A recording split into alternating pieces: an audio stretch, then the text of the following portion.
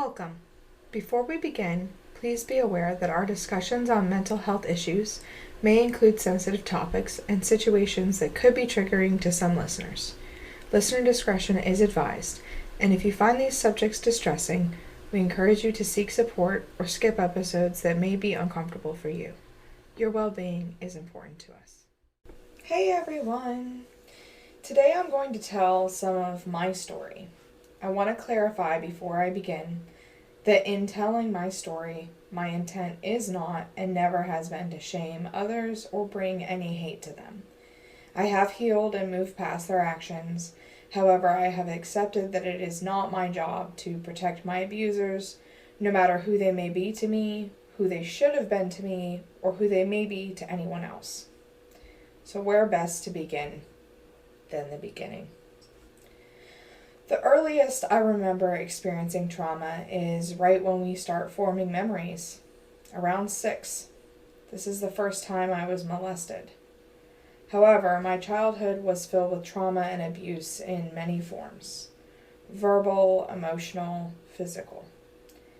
A large majority of this abuse I suffered at the hands of my father, a raging alcoholic who progressively got worse as the years went by. I was abused in all of the ways mentioned before. A very important aspect of my childhood trauma also stems from religious trauma. This is an aspect I have only recently begun to talk about, as it is always centered around shame, and I spent many years unlearning that shame and embarrassment. From the ages of about 7 to 12, I was consistently sexually abused by multiple persons. I developed very young, and this played a huge role in being a target, unfortunately. I was abused by members in and outside of my family. By my 8th year, I was already seriously contemplating and even attempted suicide. No one ever knew.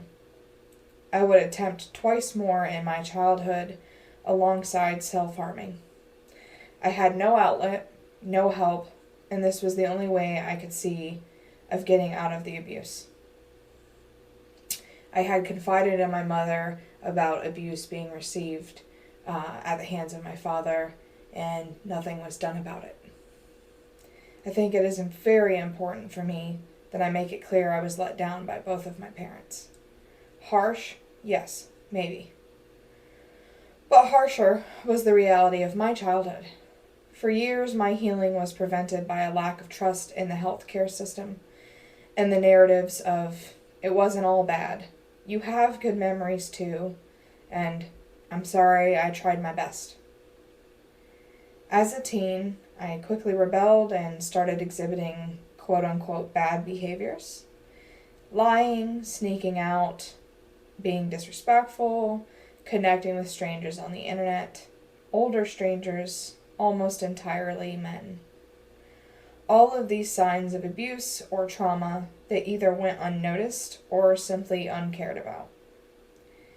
My behavior led to further trauma as I involved myself with adult men, and I didn't at the time understand that a minor cannot consent.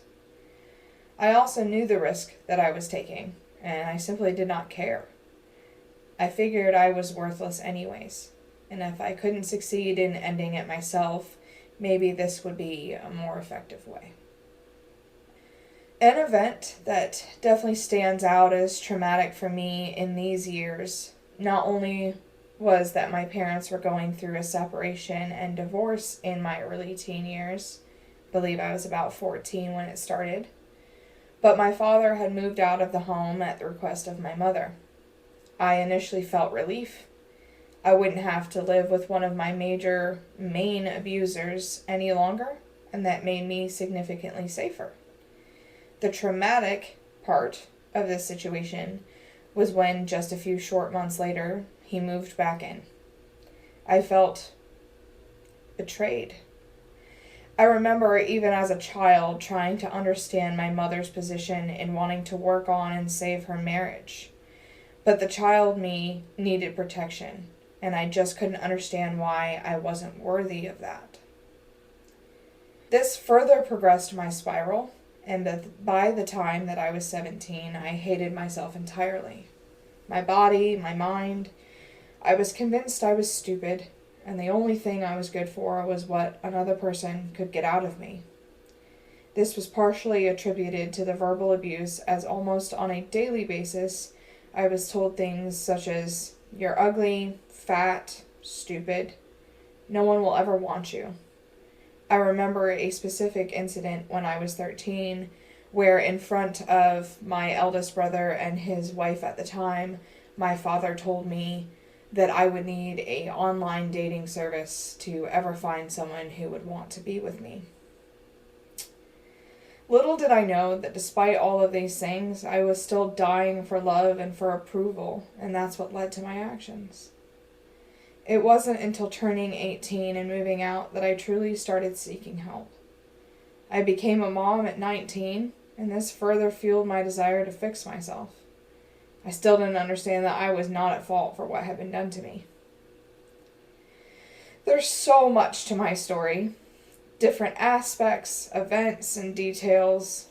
I hope over the course of multiple episodes to use my story to help others. I made a promise to myself when I started this podcast that I was going to be real and authentic. I started this podcast to help other people, and I feel like the best way to do that is by being real, raw, authentic. That even in editing, I was not going to edit out emotion. I was not going to edit out when I get choked up or have to pause.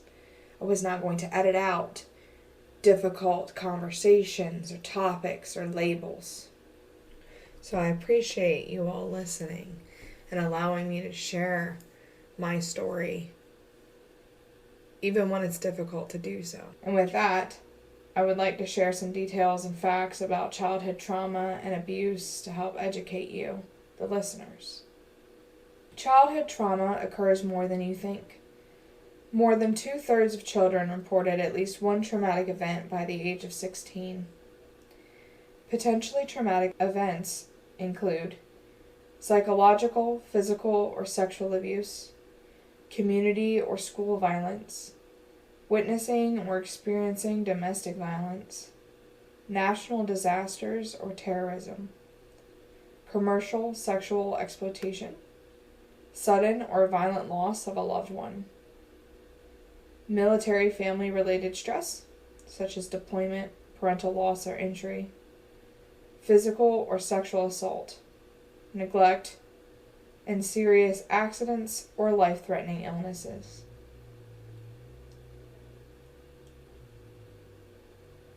Here are some fast facts. At least 1 in 7 children have experienced childhood abuse and or neglect in the past year, and this is likely an understatement. In 2019, 1,840 children died of abuse and neglect in the United States alone. Each day, more than 1,000 youth are treated in emergency departments for physical assault-related injuries. In 2019, about 1 in 5 high school students reported being bullied on school property within that year. 8% of high school students have been in a physical fight on school property 1 or more times during the 12 months before that survey. Each day, about 14 youth die from homicide, and more than 1,300 are treated in emergency departments for violence-related injuries. It's important to recognize the signs of traumatic stress and its short and long-term impact. The signs of traumatic stress may be different in each child, and young children may react differently than older children. Some of those signs in preschool-age children are fear of being separated from their parent or caregiver, crying or screaming excessively, eating poorly or loss of weight, and having nightmares. In elementary-age children, becoming anxious or fearful, feeling guilt or shame, having a hard time concentrating, and having difficulty sleeping. In middle to high school-aged children, feeling depressed or alone, developing eating disorders or self-harming behaviors, beginning to abuse alcohol or drugs, and being involved in risky sexual behavior. The body's alarm system. Everyone has an alarm system in their body that is designed to keep them safe from harm. When activated, this tool prepares the body to fight or run away, most commonly known as fight or flight. The alarm can be activated at any perceived sign of trouble and leave kids feeling scared, angry, irritable, or even withdrawn. Healthy steps kids can take to respond to this alarm. Recognize what activates the alarm and how their body reacts. Decide whether there is trouble and seek help from a trusted adult. Practice deep breathing and other relaxation methods. The impact of trauma. The impact of child traumatic stress can last well beyond childhood. In fact, research has shown that child trauma survivors may experience learning problems, including lower grades, and even more serious things such as suspensions and expulsions. Increased use of health and mental health services, increased involvement with the child welfare and juvenile justice systems, and long-term health problems, even being related to diabetes and heart disease.